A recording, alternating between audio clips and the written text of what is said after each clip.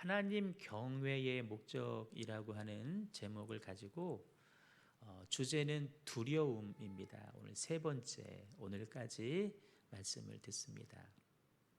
상황이 이런 때일수록 우리 또 직분자들이 주로 이제 예배를 주일을 성수하니까 조금 더 의미 있는 내용들을 말씀을 좀 드리려고 합니다. 첫 번째 주에는 우리가 하나님을 왜 두려워해야 되느냐, 하나님만 두려워할 때 어떤 상황에서도 사람이나 세상이나 환경을 두려워하지 아니하고 하나님을 인정하게 된다. 아멘. 마스크는 썼지만 아멘은 크게 하셔야 됩니다. 하나님만 인정하게 될 때 하나님도 그를 인정해 준다. 우리의 영혼이 하나님만 두려워할 때 외식하지 않고 천국에 가게 될 줄로 믿습니다. 지난주 말씀은 바로 왕과 십부라와 부와 또 산파를 이렇게 비교하면서 하나님을 두려워하지 않은 사람은 결국에는 자기의 지혜로 살게 되고, 자기의 지혜는, 인간의 지혜는 당장은 이긴 것 같지만 그러나 자기 꾀에 넘어가서 실패하고 만다. 그러나 십부라와 부하는 누구를 경외했다? 하나님을 경외했다. 결국에는 자기의 가족도 형통해지고 나라와 민족까지도 복되게 되었다. 하나님만 두려워할 때 하늘의 지혜가 임합니다. 여러분, 이 땅을 살아가면서 하늘의 지혜가 없이는 살 수가 없습니다. 하나님만 두려워함으로 하늘의 지혜로 승리하는 삶 보고 살아갈 수 있기를 주님의 이름으로 축원합니다. 자, 오늘은 하나님께서 계명과 말씀을 주신 목적이 무엇인지 한번 생각해 보려고 합니다. 자, 보십시오. 계명을 딱 주시면서 이 계명을 지켜, 그러면 내가 너를 구원해 줄게. 계명의 준수 여부를 보고 구원 유무를 결정하기 위해서 계명을 주시고 말씀을 주셨을까? 만약에 계명 준수 여부를 통해서 우리의 구원받고 구원받지 못하고가 결정된다고 한다면 우리 중에서 구원받을 사람들이 과연 몇이나 될까? 1차적으로 저부터 탈락이 될 것입니다. 이해되시나요? 계명을 딱 주시면서 이대로 다 지켜, 그러면 너 구원해 줄게 라고 한다면 처음에는 한번 해보겠습니다 라고 하다가도 조금만 지나면 난 못합니다. 전부 탈락일 것이죠. 계명과 말씀을 주신 이유는 따로 있습니다. 오늘 말씀을 잘 듣다 보면 그래서 그랬구나 라는 부분들을 알게 될 것입니다. 자, 말씀 한번 잘 듣습니다. 출애굽기 오늘 본문 20장 18절부터 읽었는데 20장 1절부터는 어떤 내용이냐면 하나님께서 모세를 시내산으로 불러서 너 돌판 준비해와. 돌판을 가지고 모세가 깽깽 들고 올라갔습니다. 거기에 10계명을 기록해서 이스라엘 백성들에게 전해주고 이 계명을 지키도록 해 10계명을 주시는 장면이 나옵니다. 이 10계명은 모세를 통해서 최종적으로 누구에게 줘라? 이스라엘 백성에게 줘라는 거예요. 그럴 때 그 당시 이스라엘 백성들의 상황은 어떤 상황이냐? 애굽에서 종살이 하고 있을 상황이 아닙니다. 애굽에서 홍해를 가르시고 이제 애굽에서 구원하셔서 지금 가나안 땅으로 가는 도중에 있습니다. 무슨 말씀이냐? 구원받기 전이다, 아니면 구원받은 후이다. 구원받은 후이다. 이미 애굽의 종살이에서 구원받은 하나님의 자녀의 신분으로 바뀌어진 이스라엘 백성들에게 하나님께서 계명을 주신 줄로 믿습니다. 다시 말해서 이거 주면서 지켜 그러면 구원받을 거야가 아니라 따라요. 이미 구원해 놓으시고 이미 구원해 놓으시고 구원받은 백성들에게 어떤 삶을 살 것이냐, 너희 안에 이루어진 그 구원을 지켜가야 되지 않겠냐? 지켜가시기 위해서. 더 나아가서 구원받은 성도는 구원받은 하나님의 자녀답게 살아야 되지 않겠냐? 이전과는 좀 다른 삶을 살아야 되지 않겠냐? 거룩한 삶을 살아야 되고, 아멘. 하나님의 성품과 하나님의 인격을 가지고 살아야 되지 않겠냐? 세상에 선한 영향력을 끼치며 살아야 되지 않겠냐? 그럴 때 그 기준이 있고 그 내용이 있어야 되지 않겠습니까? 그 기준과 그 내용을 어디에 담아 두셨냐면은 계명과 말씀 속에 담아 주신 줄로 믿습니다. 아멘. 자, 눈 크게 뜹니다. 눈 크게 떠. 졸지 말고요. 잘 들어야 돼요. 구원시켜 놓고 그 구원을 지켜줘야 됩니다. 구원받은 자녀답게 살아야 됩니다. 복되게 살아야 되고 선한 영향을 끼치는 삶을 살아야 되는데 그 내용이 뭐냐, 기준이 뭐냐 할 때 우리는 알 수가 없기 때문에 말씀과 계명에 담아주시고 이렇게 살아야 된다라고 구원받고 난 다음에 계명과 말씀을 주신 줄로 믿습니다. 근데 여기서 문제가 생깁니다. 우리가 되상을 살아가다 보면 그 구원의 은혜를 잊어버린 채 다시 옛날 모습 그대로 되돌아가고 있다는데 문제가 있습니다. 그런 우리들의 성품, 특성, 한계, 유한함을 잘 아시는 하나님께서 어떻게 하면 과거로 돌아가지 않게 할까? 하나님께서 좋은 방법을 고안하셔서 활용하시는데 그 계명이 하나님께로부터 왔다라는 사실을 알려주십니다.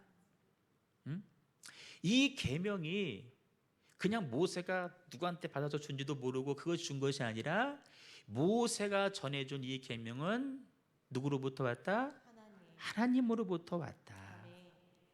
이거를 기억하면 우리가 말씀을 대하는 자세, 계명을 대하는 자세가 달라지지 않겠냐? 아니, 하나님께로부터 주어졌고 더 나가서 본질적으로 그 계명과 말씀이 곧 하나님이시다. 이거를 우리가 인식만 하면 그 계명을 말씀을 대하는 우리의 자세가 달라지지 않겠나? 우리도 그렇잖아요. 누구의 지시를 듣습니다. 그 누구 얘기야? 뭐 중간에 뭐 과장, 부장 얘기면 안 되는데 사장님 얘기야. 그러면 싫어도 듣지 않겠습니까? 그런 개념입니다.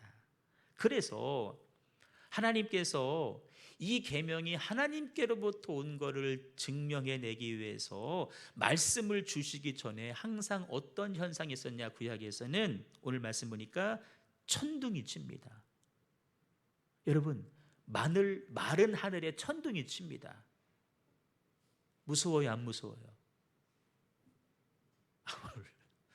무서워요, 안 무서워요? 마른 하늘에 갑자기 천둥이 붕 쳐봐요.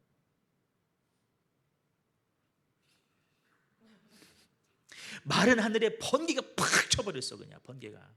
무서워요, 안 무서워요? 무섭죠. 아이고, 갑자기 짙은 안개가 확 나를 이 안에 막 안개가 갑자기 확 껴보세요, 여러분. 얼마나 무섭겠어요. 왜 그렇게 하셨다? 하나님께로부터 계명이 왔고 그 현상 가운데 하나님이 계시다. 오늘 말씀도 보시면 그 현상 가운데 하나님께서 말씀을 하십니다. 우리가 평소에, 저와 여러분이 평소에 말씀을 듣습니다. 지금 듣고 있죠? 또 평소에 말씀을 또 읽는 분들도 계십니다. 다 그런 건 아니겠지만 읽습니다. 그런데 들을 때와 읽을 때는 그래도 조금 괜찮았는데 그 상황이 끝나고 나면 우리는 그냥 말씀 잊고 삽니다. 제가 주중에 월요일부터 보통 수요일까지 주일 설교에 대한 그 예화를 가지고 말씀 가지고 문자를 쏘는 이유도 주일날 말씀을 어떻게든지 한 번 더 기억해 보라고 하는 건데, 물론 여러분들 잘 보시지는 않지만 저는 그래도 계속 합니다. 어떻게든지 한 번 좀 더 기억나게 해보려고. 저의 노력이 가상하지 않습니까? 수요일 이후에는 수요일날 저녁 예배 말씀을 가지고 본문을 가지고 보내줘요. 어떻게든 한 번 더 기억해 보라고. 근데 우리는 그렇게 살고 있지 못하죠. 그러니까 우리가 평소에 말씀을 이렇게 듣기도 하고 읽기도 하지만 잊어버린 채 살아가는 이유, 말씀대로 살지 못하는 이유는 자명합니다. 그 말씀이 곧 하나님이시고 그 말씀이 하나님께로부터 왔다는 사실을 잊어버리기 때문입니다. 근본적으로 말하면 하나님의 어떤 임재에 대한 강력한 이런 현상들에 대한 경험이 우리 가운데 없기 때문에 그렇습니다. 만약 여러분들이 예배드릴 때 갑자기 여기서 막 안개가 꽉 채워진 현상을 봤다고 칩시다. 그러면 아마 여러분도 오늘 말씀을 듣는 태도가 달라질 것이고, 예배 마치고 난 다음에도 그때 그 말씀 있었어 막 기억하지 않겠습니까? 강력한 하나님의 어떤 임재에 대한 경험이 우리 가운데 없기 때문에.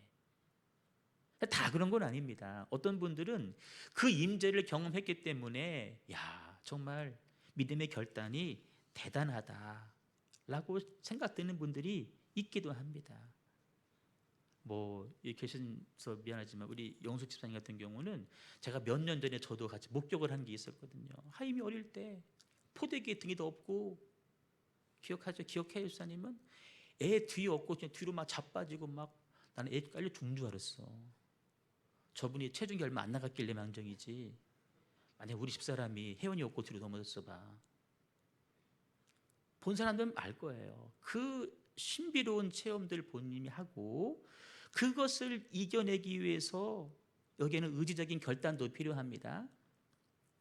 기본적인 사람의 어떤 성품도 필요합니다. 그것이 맞물려져 가지고 어떻게든지 그걸 이겨보려고 지금 수년째 물론 이겼고 그것을 지켜가기 위해서 애를 쓴다는 것이죠. 그러니까 신앙생활을 해감에 있어서 말씀은 늘 우리와 함께 합니다. 근데 그 말씀이 하나님께로부터 왔다. 아멘. 그 말씀 중에 하나님이 거하신다. 그 말씀이 곧 하나님이시다 라는 사실이 분명 느껴지려면 어떤 신령한 신비한 영적인 체험도, 그게 다는 아니지만 그 체험도 꼭 필요한데, 우리가 그런 하나님에 대한 경험이 있기를 주님의 이름으로 축복합니다. 그런 맥락으로 오늘 말씀을 한번 보십시오. 오늘 말씀 길지 않습니다. 이렇게 짧을 수가 있을까 싶을 정도로 짧을 텐데, 자, 오늘 18절 말씀 읽어요. 시작. 뭇 백성이 우레와 번개와 나팔 소리와 산의 연기를 본지라 그들이 볼 때 떨며 멀리 서서. 자, 뭇 백성이 다 바라보는 가운데 우레, 번개, 나팔 소리, 산의 연기가 가득했습니다. 우리 하나님은 우리와 질적으로 다르신 분입니다. 엘리야가 우리와 성정이 같다. 사람끼리는 성정이 같아요. 그 속에 막 혈기 가득하고 욕심 가득하고 다 그 사람이 그 사람이요. 연하 전하 이러면 다 성정이 같은 사람인데, 하나님과 우리하고는 전적으로 다릅니다. 이걸 가리켜서 우리는 신학적으로 아는지 모르겠어요. 전적 타자라고 이야기합니다. 전적 타자. 진규야, 야구에서 지명 타자가 아니라 전적 타자야. 우리하고는 전적으로 다른 분이다. 이게 하나님의 어떤 특성을 이 한 단어로 설명할 수 있어요. 하나님은 사랑이시다 많지만 전적 타자란 말에 다 들어갑니다. 다 들어가. 이 전적 타자이신 하나님께서 어떻게 임하셨다가 우레, 번개, 나팔 소리, 산의 연기로 그런데 그 모습을 지켜본 사람들의 반응은 뭡니까? 떨었습니다. 두려웠다는 것이죠. 멀리 설 수밖에 없었습니다. 이 모습 바라보면서 백성들이 어떤 마음 들었을까? 하나님은 거룩하신 분이구나. 우리가 함부로 근접하지 못하실 분이 바로 하나님이구나. 이걸 느끼지 않았겠습니까? 야, 그러니까 저분의 말씀 우리가 어떻게 해야 돼? 지켜야 되겠구나. 지켜야 되겠구나. 제자들도 비슷한 경험을 했습니다. 예수님이 베드로, 야고보, 요한 세 명을 데리고 소위 변화산에 올라가셨는데 갑자기 주님의 얼굴이 막 해같이 빛나고 옷이 막 하얘지는 거예요. 이게 뭘까? 베드로 볼 때 여기가 천국이구나. 예수님, 제가 여기다 집을 짓겠습니다. 여기서 우리 집 짓고 서로 사시죠. 천국인 줄 알고. 그런데 갑자기 하늘에서 음성이 들려오기를요. 이는 내 사랑하는 아들이고 내 기뻐하는 자니 너희는 그의 말을 들으라. 이 소리 어디서 나온 줄 아세요? 구름이 임하더니 그들을 덮어버리는 거예요. 구름 속에서 갑자기 소리가 들려오는 거예요. 이 내 사랑하는 아들이야. 너 이 아들의 말을 잘 들어. 그 음성 가운데 제자들이 두려워서 그 자리에서 엎드려 버렸습니다. 아니 좀 전에 여기 참 좋네요. 땅 좋네요. 여기서 집 짓고 삽시다라고 했던 사람들이 구름 가운데에서 들려오는 하나님의 임재를 경험하니까 두려워 엎드리고, 야, 우리가 지금까지 하나님 예수님 말씀을 허투루 듣고 살았구나. 이제는 그러면 안 되겠구나. 너희는 그의 말을 들으라. 오죽 안 들었으면 하나님이 이놈들아 내 아들 말 좀 들어 라고 하셨겠어요. 부모님, 할머니, 할아버지가 손주들한테 네 엄마 말을 안 들을 거요? 이런 식으로.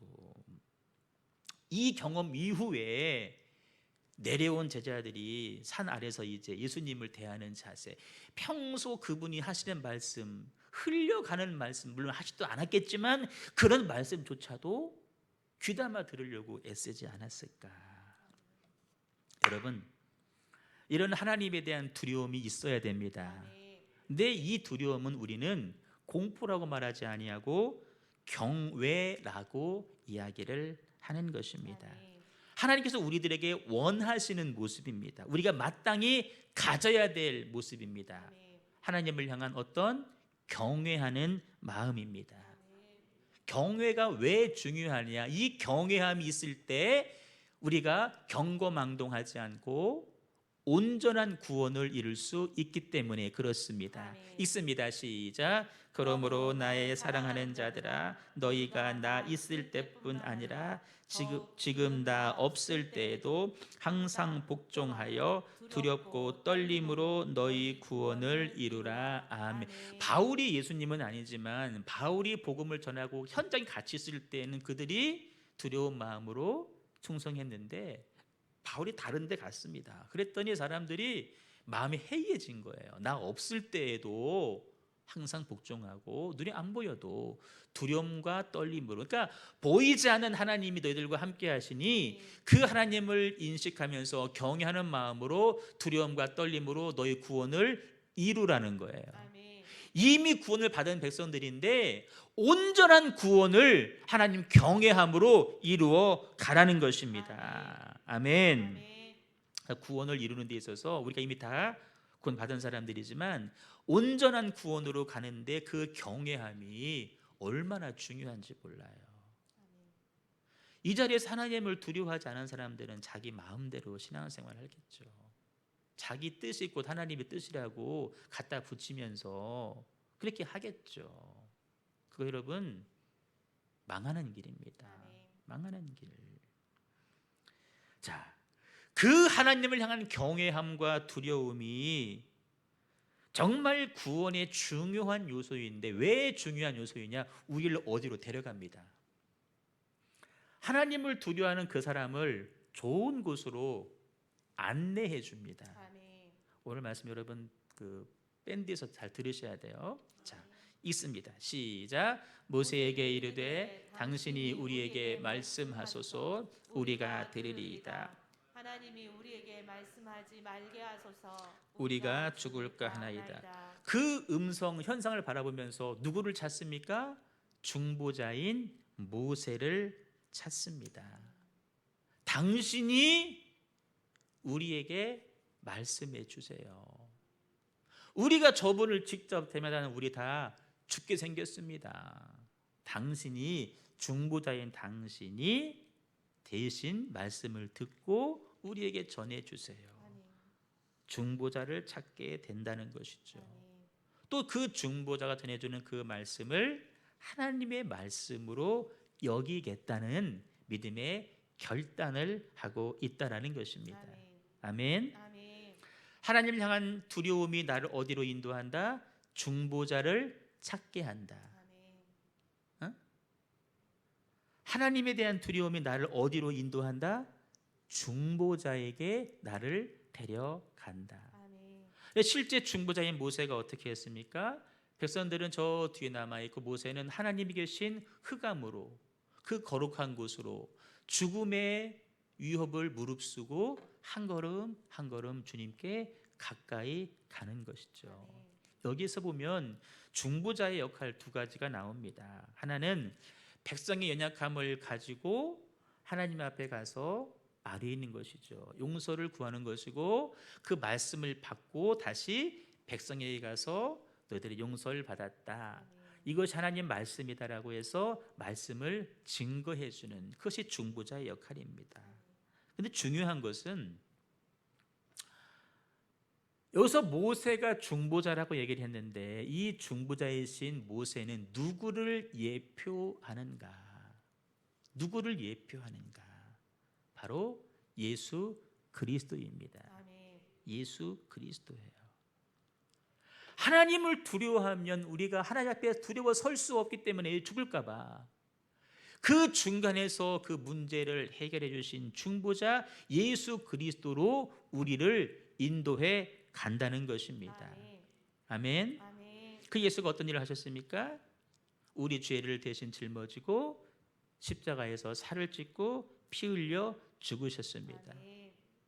하나님과 우리 사이의 죄 때문에 끊어졌는데 그 중간을 중보자이신 예수님이 연결해 주셨다는 것입니다. 아들내미 하나가 크게 잘못을 했습니다. 아버지가 되게 무서운 분입니다. 맞으면 죽을 것 같습니다. 어머니가 중간에 껴서 아버지와 아들 사이를 연결해 주시는 것처럼 중보자이신 예수님이 하나님과 우리 사이를 연결해 준다. 곧 두려움은 중보자이신 예수님을 찾게 되고 예수님으로 인도하시고 예수님께로 가면 우리는 나는 기뻐요. 나와 같은 아이 받아 부르셨어요. 용서해 주시는 거예요. 말씀이 있습니다. 시작. 하나님은 한 분이시요 또 하나님과 사람 사이의 중보자도 한 분이시니 곧 사람이신 그리스도 예수라. 아멘.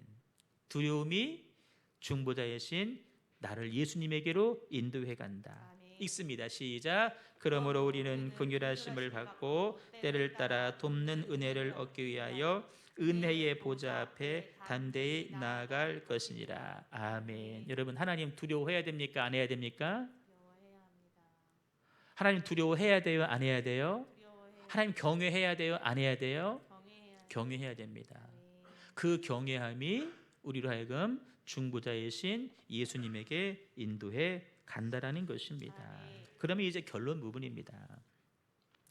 중보자 되어서 하나님 앞에 나아간 모세가 하나님의 음성을 듣고 와서 전달해 주는 메시지가 있습니다. 얘들아, 이것이 하나님의 뜻이래 라고 하나님의 뜻을 전달해 주는데 그 뜻을 들어보면은 계명을 주신 이유가 이것이구나 라는 사실을 알게 되는데, 첫째는 뭐냐?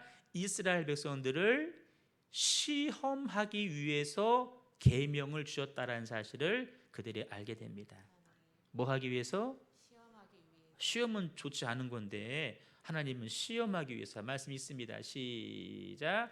모세가 백성에게 이르되 두려워하지 말라. 하나님이 임하심은 너희를 시험하고 너희로 경외하여 범죄하지 않게 하려 하심이니라. 시험하여 색깔 바꿔야 돼. 열날 때는 첫 번째 말씀 주신 이유는 뭐냐? 하나님 그렇게 임하신 이유는 뭐냐? 너희를 뭐하고 시험하고 따라 시험하고. 자, 잘 보십시오. 지금 현재 이스라엘 백성들은 구원받기 전후, 구원받는 후. 그럼 이 시험은 너희들 이 시험에 통과해 그러면 구원해 줄게가 아니라 이미 구원을 받은 백성들에게 하나님께서 시험을 하신다. 구원을 위한 조건도 아니고 그 반대로 그들을 넘어 잡아뜨리기 위함도 아니고, 그럼 어떤 시험이냐? 중보자이신 예수를 통해 구원받은 우리가 나를 구원하신 하나님을 전적으로 사랑하는지 사랑하지 않는지를 하나님이 한번 시험해 보시겠다는 거예요. 이해되십니까? 이거 시험 탈락하면 너희들 아웃, 그것이 아니라 전적으로 구원받은 너희들을 구원하신 하나님을 사랑하는지 아니면 여전히 세상을 더 사랑하는지를 내가 한번 시험해 보겠다. 그래서 그 시험에 합격하면 내가 너에게 더 큰 복을 주고 더 큰 사랑을 줄 것이고 내가 너를 사용할 것이다. 아멘. 하나님께서 아브라함에게 아들 이삭을 바치라는 뭐를? 시험을 하셨습니다. 그 시험에 아브라함은 어떻게 했습니까? 합격을 했습니다. 하나님이 이렇게 말씀하십니다. 읽습니다. 시작. 여호와께서 이르시기를 내가 나를 가리켜 맹세하노니 내가 이같이 행하여 내 아들 내 독자도 아끼지 아니하였은즉. 자, 보십시오. 네가 네 아들 내 독자도 아끼지 아니, 이 말은 네가 네 아들 이삭보다도 나를 더 사랑하는구나. 아멘. 아까 시험이 뭐라 그랬어요? 네가 나를 더 사랑하는지 세상을 더 사랑하는지를 시험한다는 거예요. 내 아들 내 독자도 아끼지 아니했구나. 결국 네 아들보다도 나를 더 사랑하는구나. 그 사랑을 우리 하나님이 알았습니다. 인정했습니다. 그리고 나서 이렇게 복을 약속하십니다. 시작. 내가 내게 큰 복을 주고 내 씨가 크게 번성하여 하늘의 별과 같고 바닷가의 모래와 같게 하리니 내 씨가 그 대적의 성문을 차지하리라. 또 내 씨로 말미암아 천하 만민이 복을 받으리니 이는 내가 나의 말을 준행하였음이라 하셨다 하니라. 아멘. 시험에 합격하고 난 다음에 믿음의 조상으로 삼으시고 그 씨가 너의 씨가 대적의 성문을 차지하겠다. 너의 씨는 누굴 말합니까? 훗날에 예수 그리스도를 말하는 것입니다. 빼앗겼던 성을 되찾아오겠다. 사단이 빼앗아간 생육, 번성, 다스림, 정복, 충만의 그 영역의 그 성을 너의 씨가 예수 그리스도가 다시 찾아올 것이다. 너는 나의 복의 근원이 될 것이다. 구원하시고 사랑하는지를 시험하시고 통과했더니 이 엄청난 복을 주님께서 약속해 주신 줄로 믿습니다. 욥을 시험하신 이유도 빼앗기 위함이 아닙니다. 뭐 하기 위해서? 더 귀한 것들을 주시기 위해서. 우리에게 적용해야 되겠죠. 말씀이 주는 시험이 여러분들에게 있나요? 오늘 하나님께서 말씀을 주신 이유는 뭐라고 그랬습니까? 첫 번째, 시험하기 위해서 준다고 그랬어요. 뭐 하기 위해서? 뭐 하기 위해서? 오늘 말씀을 대하는 우리도 말씀이 나를 뭐 합니까? 시험입니다. 어떤 시험입니까? 구원의 유무? 아닙니다. 나를 더 사랑하느냐? 그렇지 않느냐를 시험하기 위해서 말씀을 주시고 그 말씀에서 시험에서 통과하면 더 큰 것을 주신다. 제가 던집니다. 온전한 11조 해라 라는 말씀이 지금 여러분들을 시험할 것입니다. 돈을 더 사랑하냐? 하나님을 더 사랑하냐? 라는 그 시험이 말씀으로 옵니다. 온전한 11조를 해라. 여러분 그 시험 통과하셨습니까? 하신 분도 있고 안 하신 분도 있습니다. 그 시험은 목적이 뭡니까? 더 많은 것들을 부어 주시기 위함입니다. 아멘. 우리가 그 시험에 통과하지 못하면 하나님의 그 복이 차단되고 중단될 수밖에 없다는 것입니다. 말씀은 왜 준다? 시험하기 위해 준다. 아멘. 왜 시험한다? 더 귀한 것을 주시기 위함이다. 아멘. 아멘. 아멘. 그러니까 그 한 말씀만 예를 들었지만 모든 말씀들이 우리를 뭐 하는 겁니까? 시험하는 말씀입니다. 아멘. 그 시험에 아브라함은 통과했습니다. 더 큰 복을 받았습니다. 아멘. 오늘 우리도 이 주시는 말씀들이 나 시험 들었어. 여러분 그런 시험이 아닙니다. 아멘. 이것을 시험하시는 하나님의 의도를 알아야 그 시험 이길 수 있지. 아멘.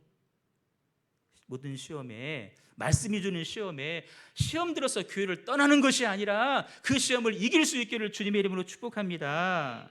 두 번째 이유, 말씀 주신 이유는 이것입니다. 너희로 경외하여 범죄하지 않게 하려 하심이라. 아멘. 하나님을 경외함으로 범죄, 죄 짓지 않는 삶을 사는 것이 말씀을 주신 이유라는 것입니다. 아멘. 간절한 바람이시죠. 여러분, 끝났습니다.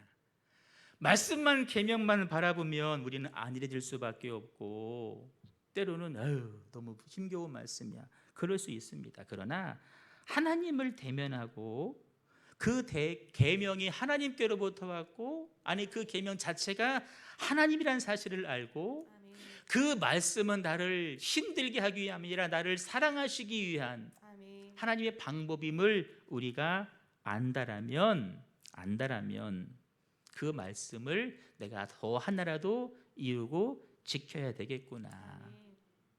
아멘. 아멘. 이런 결단에 설 수밖에 없다라는 것입니다. 아멘. 그런 의미에서 절대 말씀은 우리를 힘겹게 하는 것이 아닙니다. 아멘. 사랑하셔서 더 큰 것을 주시기 위한 하나님의 애절한 마음인 줄로 믿습니다. 아멘. 그 말씀 가운데 살아갈 때 우리의 삶이 달라지고 성품이 달라지고 인격이 달라져서 더 선한 영향력을 끼치고 더 복된 것을 주시고 싶어하는 하나님의 애절한 마음인 줄로 믿습니다. 그래서 우리는 누구를 경외해야 된다? 하나님을 경외해야 된다. 하나님만 경외해야 된다. 아멘. 찬양 가운데 주만 바라볼지라. 주만 바라보는 거예요. 아멘. 주만. 말씀 두 절이 있고 말씀을 마칩니다. 시작. 곧 너와 내 아들과 내 손자들이 평생에 내 하나님 여호와를 경외하며 내가 너희에게 명한 그 모든 규례와 명령을 지키게 하기 위한 것이며 또 내 나를 장구하게 하기 위한 것이다. 아멘. 말씀을 주신 이유는 내가 너에게 지킨 이런 이유 뭐냐? 내 날들을 장구하게, 복받는 날을 장구하게 하기 위한 것이라. 아멘. 또 있습니다. 마지막 시작. 여호와께서 우리에게 이 모든 규례를 지키라 명령하셨으니 이는 우리가 우리 하나님 여호와를 경외하여 항상 복을 누리게 하기 위하심이며 또 여호와께서 우리를 오늘과 같이 살게 하려 하심이라. 아멘. 항상 복받게 하기 위함이다. 아멘. 말씀을 주신 이유는 항상 복받게 하기 위함이다. 아멘. 근데 그 말씀 우리가 가볍게 여기니까 좀 충격을 주기 위해서, 강한 인상을 주기 위해서 그러한 모습으로 오신다. 아멘. 그 하나님은 우리에게는 그런 현상들이 없을다 할지라도 말씀이 있지 않습니까? 다 기록으로 증거가 되고 있지 않습니까? 하나님을 경외하시는 저 여러분 꼭 되시기를 주님의 이름으로 축원합니다.